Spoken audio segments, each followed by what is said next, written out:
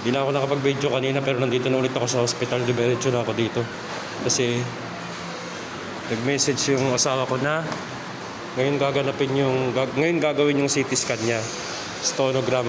Para malaman yung nasa likod niya kung mari-remove na yung catheter o hindi. Nandito ako sa baba sa lobby papuntang radiology. In-elevator siya. Kasi naka sa kama. Hindi ako mahilig sumakay ng elevator. Hihintayin ko na lang siya dito sa may waiting area. Waiting area. Nasa elevator pa sila ngayon Ayan na sila, bumababa na. Ayan na, gibok.